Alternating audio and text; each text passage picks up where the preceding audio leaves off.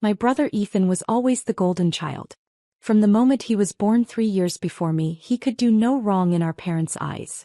He got the best room, the newest car, the college fund that mysteriously never ran out.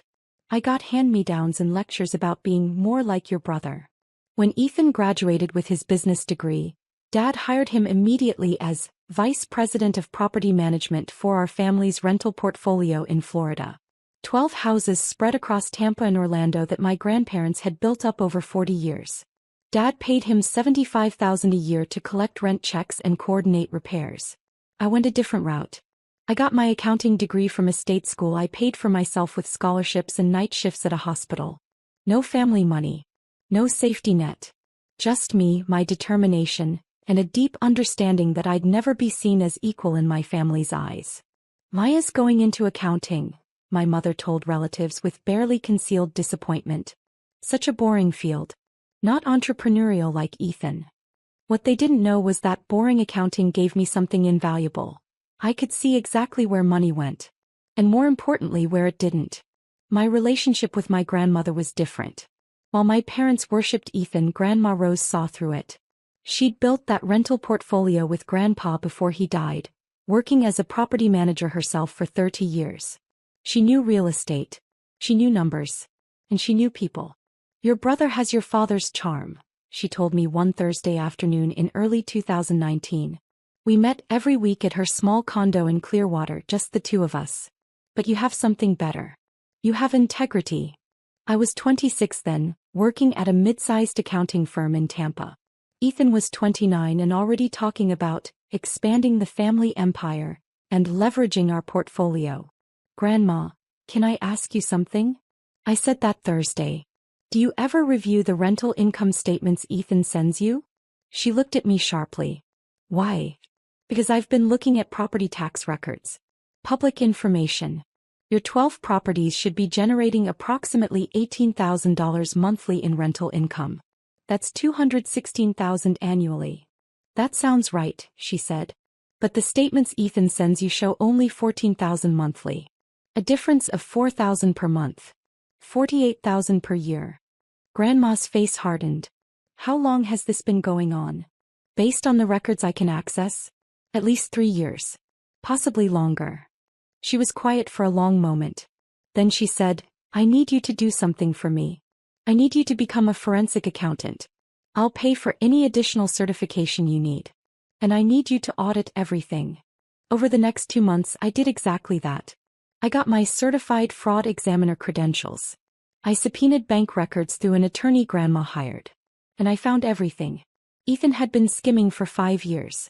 Not just $4,000 a month, that was recent. It started smaller.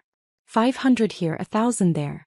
Maintenance expenses, that never happened. Emergency repairs with no invoices. Property management fees, that went straight to his personal account.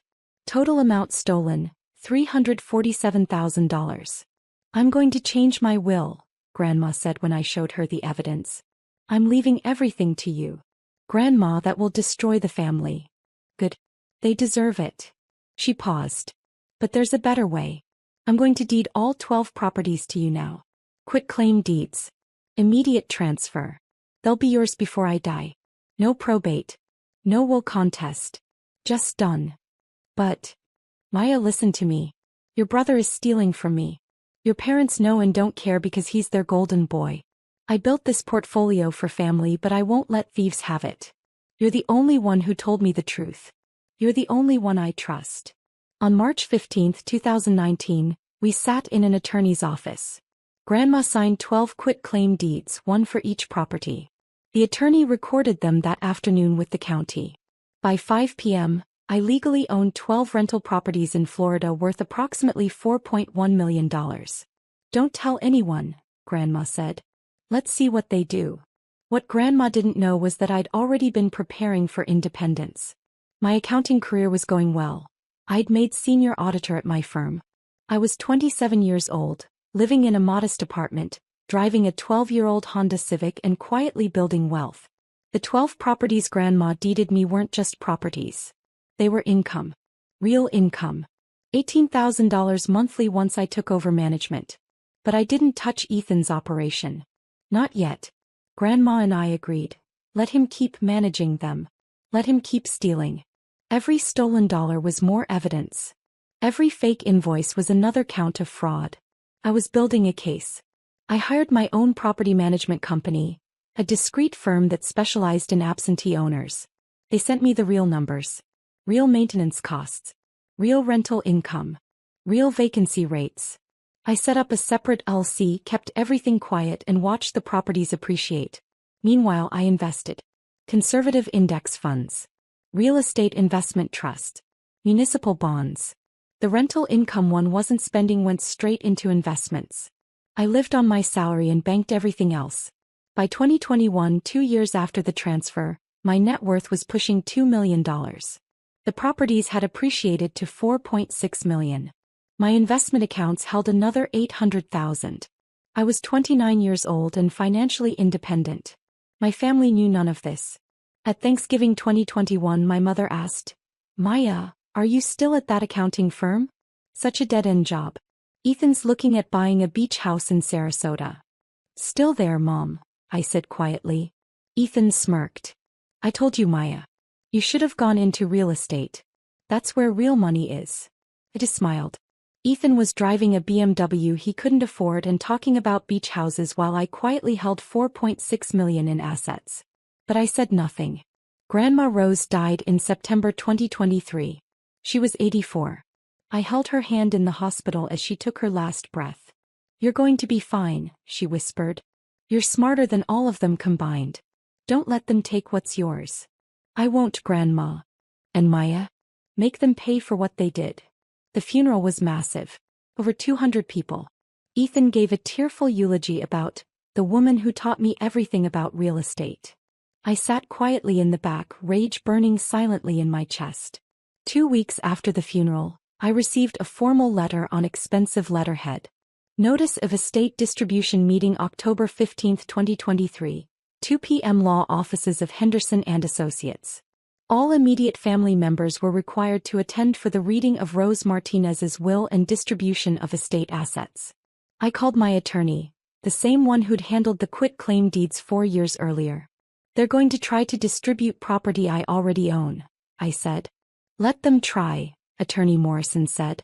"Bring nothing to the meeting. Say nothing. When they make their claims, I'll handle it. Trust me, this is going to be very entertaining." The meeting was scheduled for a Monday afternoon. I took the day off work, dressed in simple black slacks and a gray blouse, and drove my 12-year-old Civic to the attorney's office in downtown Tampa. I arrived exactly on time. My parents were already there, sitting in expensive leather chairs. My mother wore a designer dress. My father had a new Rolex I'd never seen before. Ethan sat between them in a tailored suit, looking confident and comfortable. Also present, my Aunt Linda, Uncle Robert, and 2 cousins I barely knew. Everyone looked eager, expectant, like they were waiting for Christmas presents. The estate attorney, Mr. Henderson, was a distinguished man in his 60s with silver hair and cold eyes. He did not look like someone who tolerated nonsense. "Thank you all for coming," he began. "We're here to discuss the estate of Rose Martinez, who passed on September 8th. Before we begin, I want to confirm, Ms. Maya Martinez, you are present." "I am," I said quietly from my chair near the back. Ethan didn't even turn around. Mr. Henderson began with the standard estate overview. Grandma's condo in Clearwater, worth approximately $300,000. Her car. Her personal belongings. Some jewelry. Savings accounts totaling $115,000. "And then there's the matter of the rental property portfolio," Mr. Henderson said. Ethan sat up straighter. 12 residential properties in the Tampa and Orlando areas, currently valued at approximately $4.8 million. These properties generate approximately $18,000 in monthly rental income. My mother gasped softly. I don't think she'd ever known the actual numbers. "Now," Mr. Henderson continued, "Mrs. Martinez's will, dated March 2019, specifically addresses these properties." "Actually," Ethan interrupted, standing up, "I'd like to address the family before we get into legal details." Mr. Henderson raised an eyebrow but said nothing. Ethan turned to face the room, every inch the confident businessman. I know Grandma Rose loved all of us, but I've been managing these properties for 7 years. I know every tenant, every property manager, every maintenance issue. I've grown the portfolio's value by over 30%. My father nodded approvingly. I think we all know Grandma would want these properties to stay with someone who understands real estate. Someone who's dedicated his career to this. He paused dramatically. I'm formally requesting that the 12 properties be distributed to me. I'll ensure they stay in the family and continue to grow. My Aunt Linda spoke up. That seems fair. Ethan's been doing all the work. I agree, my mother said immediately. Maya's never shown any interest in real estate. She wouldn't know what to do with rental properties.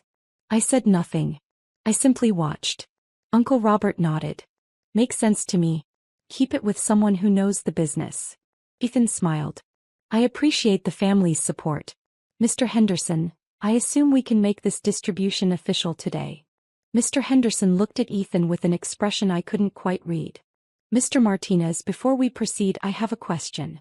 You say you've been managing these properties for 7 years. That's correct. And collecting the rental income? Yes, as property manager. I take a 15% management fee, which is industry standard, and ensure the properties are maintained and profitable. I see. Mr. Henderson opened a folder. And you're aware that property management typically includes providing detailed financial statements to the property owner? Of course. I send quarterly reports too. I sent them to Grandma Rose. Did you? Something in Mr. Henderson's tone made Ethan pause. Yes. And these reports showed accurate rental income numbers? Absolutely. That's when I decided to speak. I reached into my bag and pulled out my own folder. Thick, organized, tabbed. I stood up and walked to the front of the room. Maya? My mother said, confused. What are you doing? I didn't answer her. Instead, I placed the folder on Mr. Henderson's desk. What is this? Ethan demanded. I finally spoke, my voice calm and steady. Forensic accounting report. Certified by an independent fraud examiner. Covering rental income, expenses, and management of 12 properties from January 2018 through September 2023. The room went silent. Ethan's confident smile faltered. What are you talking about? I turned to face him directly. I'm talking about $347,000 in stolen rental income over 5 years. I'm talking about fake maintenance invoices. I'm talking about embezzlement. That's insane, Ethan said, but his voice cracked slightly. Dad, she's lying. She's trying to sabotage me because she's jealous. The properties generate $18,000 monthly in rental income, I continued. You reported $14,000 to Grandma Rose for the past 3 years. $4,000 monthly shortfall. That's $48,000 annually. But you didn't start there. You started smaller in 2018. The forensic audit documents everything. My father stood up. Maya, this is completely inappropriate. Your brother has managed those properties with integrity. Actually, Mr. Martinez, Mr. Henderson interrupted, I'd like to hear this. Ms. Martinez, please continue. I opened my folder to the first tab. Property 1, 2847 Palmetto Drive, Tampa. Tenant rent, $1,500 monthly. Ethan reported $1,200 to Grandma Rose. Difference, $300 monthly, pocketed by Ethan. This is ridiculous, Ethan said. I have records. Property 2, 891 Orange Blossom Lane, Orlando. Tenant rent, $1,600 monthly. Reported as $1,300. Difference, $300 monthly. I went through all 12 properties. Every discrepancy. Every fake invoice. Every maintenance expense, that never happened. My voice never wavered. My mother's face grew pale. My father sat back down. Aunt Linda looked horrified. You're making this up, Ethan finally said weakly. You don't have access to this information. You can't prove any of this. Actually, I can. I pulled out the next section. 20 pages of bank statements highlighted and annotated. These are your personal bank account statements from 2018 to 2023. Obtained legally through subpoena by Grandma Rose's attorney in 2019. Notice the deposits that coincide exactly with the rental income shortfalls? $300 here, $500 there, eventually escalating to $4,000 monthly by 2021. Ethan's face went from red to white. How did you? That's private. Grandma Rose suspected you were stealing, I said quietly. She asked me to investigate in early 2019. I did. I found everything. And she made her decision based on what I discovered. Mr. Henderson spoke up. Which brings us to the actual matter at hand. Mr. Ethan Martinez, you've spent the last 10 minutes requesting distribution of 12 rental properties. Properties you claim to have managed faithfully. Properties you believe should be yours. They should be, Ethan said desperately. I've dedicated years. Properties you don't own, Mr. Henderson said flatly. Properties you have never owned. Properties you will never own. The room exploded. What? My father demanded. What are you talking about? My mother said. Mr. Henderson opened his own folder, a thin one, and removed 12 documents. On March 15, 2019, Rose Martinez executed quitclaim deeds transferring all 12 rental properties to Maya Elena Martinez. These deeds were recorded with the county that same day. Maya Martinez has been the legal owner of all 12 properties for 4 years and 7 months. You could have heard a pin drop. Ethan stared at the documents like they were written in a foreign language. That's not possible. I've been managing them. I've been collecting the rent. Yes, I said quietly. From my properties. Without my permission. While stealing hundreds of thousands of dollars from my accounts. Maya, my mother gasped. You've owned these properties for 4 years? Why didn't you say anything? Because Grandma and I agreed to let Ethan continue his operation. Every stolen dollar was more evidence. Every fake invoice was another count of fraud. I've been documenting everything. My father's face turned purple. This is a setup. You manipulated an elderly woman. I did nothing of the sort, I said coldly. Grandma Rose discovered Ethan was stealing from her. She asked me to investigate. I found $347,000 in embezzlement. She decided to deed the properties to the one family member she could trust, the one who told her the truth instead of stealing from her. Ethan suddenly lunged forward, grabbing the quitclaim deeds from Mr. Henderson's desk. These can't be legal. You can't just transfer. Mr. Henderson stood up, his voice sharp. Mr. Martinez, those are recorded legal documents. They are absolutely valid. Your grandmother had every right to transfer her property to whomever she wished. She chose your sister. And frankly, based on what I'm hearing today, she made the right choice. My attorney, Morrison, chose that moment to enter from the side door. I'd asked him to wait outside until needed. Good afternoon, everyone, he said pleasantly. I'm attorney James Morrison. I've represented Ms. Maya Martinez since 2019, when Mrs. Rose Martinez engaged my services to transfer her property portfolio. I also filed the subpoenas that obtained Mr. Ethan Martinez's bank records showing systematic embezzlement. He placed his briefcase on the table and opened it, removing a thick document. This is a civil complaint for fraud, theft, and embezzlement, ready to be filed in Tampa Circuit Court. Total damages, $347,000 in stolen rental income, plus interest and penalties. Additionally, we'll be referring the matter to the Florida State Attorney's Office for criminal prosecution. Ethan collapsed into his chair. No, this can't be happening. It gets better, Morrison continued. Ms. Martinez has also compiled a complete accounting of all property management activities from 2019 to 2023. Ethan, you've been collecting rent on properties you don't own, representing yourself as the property manager without the owner's authorization, and diverting income to your personal accounts. In real estate law, that's called fraud. It's also called grand theft. My father stood up again. We're not going to let you destroy your brother over some accounting errors. They're not errors, I said, my voice cutting through the room like ice. They're crimes. Deliberate, systematic, repeated crimes. And I have 4 years of evidence. My mother started crying. Maya, please. He's your brother. We're a family. You're not my family, I said quietly. You stopped being my family when you chose him over truth. When you ignored his theft because he was the golden child. When you dismissed everything I accomplished because I didn't fit your image of success. I turned to Ethan. You spent 7 years stealing from Grandma Rose. You stood at her funeral and pretended to love her while you were robbing her blind. And today, you tried to steal property that hasn't belonged to her for almost 5 years. Property that's mine. Property you've been stealing from. Ethan said nothing. He just stared at the floor. Attorney Morrison spoke up. Ms. Martinez has authorized me to present 2 options. Option 1. Ethan Martinez returns every stolen dollar. All $347,000, plus interest, totaling $412,000 within 30 days. He signs a confession of theft. He agrees to never contest the property ownership.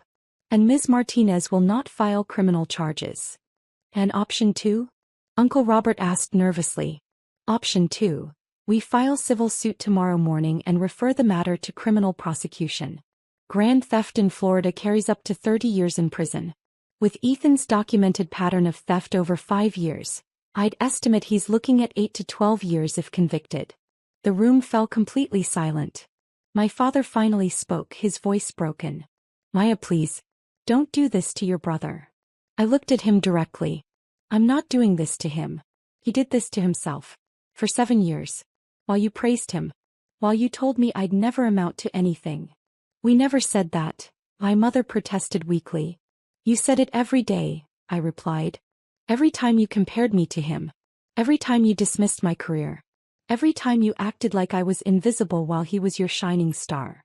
I paused. The only difference is that I have the evidence to prove what he really is. Mr. Henderson cleared his throat. For the record, Mrs. Martinez's will is very simple. The condo goes to Maya Martinez. The personal property goes to Maya Martinez. The savings accounts go to Maya Martinez. The 12 rental properties, which she already owns, are mentioned only to confirm they were transferred before death and are not part of the probate estate. She left everything to Maya? Aunt Linda said, stunned. She left everything to the grandchild who didn't steal from her, Mr. Henderson said bluntly. I gathered my folder and stood up. You have 72 hours to decide. Option 1 or option 2. After that, we file. Attorney Morrison will be in contact. I walked toward the door. Maya, wait, Ethan said desperately. I don't have $400,000. I can't. I turned back. Then I suggest you sell your BMW. Your beach house investment you love bragging about. Whatever you need to do. You stole $412,000 from me over 5 years. You have 30 days to return it. Or you go to prison. But that will ruin me, he whispered. Yes, I said calmly. It will. Just like you tried to ruin Grandma Rose. Just like you tried to steal what she built. Actions have consequences, Ethan. You're about to learn that lesson. I walked out of that conference room and didn't look back. My phone started buzzing before I reached my car. Texts from my mother. Calls from my father. Voice messages from Ethan, progressively more desperate. I blocked them all. Attorney Morrison called me 2 hours later. Your brother's attorney just contacted me. Ethan wants to negotiate. No negotiation, I said. Full restitution plus interest or criminal prosecution. Those are the only options. Understood. For what it's worth, I think he'll pay. He doesn't want prison. Neither did Grandma Rose want to be robbed blind by her grandson. But here we are. The next 3 weeks were chaos I observed from a distance. Through Morrison I learned the details. My parents tried to get a home equity line of credit to help Ethan pay back what he stole. They were denied. Their credit scores weren't strong enough. The beach house Ethan had been bragging about? He'd put down only $15,000 and was underwater on the mortgage. He sold his BMW at a loss. On day 27, Ethan's attorney delivered a certified check for $412,000. Every penny he'd stolen plus interest. Along with a signed confession of theft and a permanent agreement to never contest the property ownership. Morrison called me. It's done. The money's in your account. He's broke, but he's complying. And criminal charges? Per your agreement, we're not filing as long as he adheres to the settlement terms. But Maya? I documented everything. If he ever tries anything again, we have a signed confession. He'll never touch you or your assets again. I felt nothing. No satisfaction. No vindication. Just a cold emptiness where my family used to be. The following month, I received exactly 3 communications from my former family. First, my mother sent a long email explaining that they were disappointed in how I'd handled the situation and that I'd torn the family apart with my accusations. She asked if we could move past this for the holidays. I didn't respond. Second, my father sent a text. You've always been difficult. This proves it. Don't contact us again. I blocked his number. Third, Ethan sent a handwritten letter. No return address. It said, I'm sorry for what I did. I know you'll never forgive me. I don't blame you. I lost everything. My savings, my reputation, my family. I hope you're happy. I hope it was worth it. I burned the letter. It's been 14 months since that conference room confrontation. I'm 32 years old now. I own 12 rental properties in Florida generating approximately $19,000 monthly. I raised rents appropriately when I took over direct management. The properties are now worth approximately $5.2 million. My investment accounts total $1.4 million. My net worth is $6.6 million. I bought Grandma Rose's condo from the estate for the appraised value of $300,000. I kept everything exactly as she left it. I go there sometimes on Thursday afternoons and sit in her reading chair. I never heard from my parents again. Ethan moved to North Carolina. I heard through professional networks that he's working in car sales. He'll never work in real estate again, not with a confession of theft on record. My chosen family is different now. My best friend Sarah helped me through all of this. My mentor at the accounting firm who recommended me for partner track. My attorney Morrison who became a trusted friend. The property management team that runs my rentals honestly and ethically. Last month I was promoted to partner at my accounting firm. First female partner under 35 in the firm's 40-year history. I specialize in forensic accounting and fraud examination. I help other people discover when they're being stolen from. I think Grandma Rose would be proud. I had a plaque made and installed at the condo. It reads, Rose Martinez Memorial Property, built with integrity, protected by truth. Sometimes people ask me if I regret how things went with my family. If I wish I'd handled it differently. If I feel guilty about Ethan losing everything. I don't. He didn't lose everything. He lost what he stole. He lost what was never his to begin with. He lost his ability to continue victimizing people who trusted him. I didn't tear the family apart. The family tore itself apart the moment they chose theft over truth, lies over honesty, image over integrity. I just refused to be part of that family anymore. My rental properties have appreciated another 8% this year. I'm considering purchasing additional properties in Georgia. My professional reputation is excellent. I sleep soundly every night knowing I earned everything I have. And that folder I presented at the estate meeting? I keep a copy in my safe. Not because I think I'll need it again. Ethan learned his lesson. But because it reminds me of something important. Documentation is power. Truth is power. Integrity is power. My family thought power came from being the golden child, from having dad's approval, from looking successful. They were wrong. Real power comes from knowing your worth, documenting the truth, and refusing to let anyone, even family, steal what's yours. Grandma Rose taught me that. And I'll never forget it.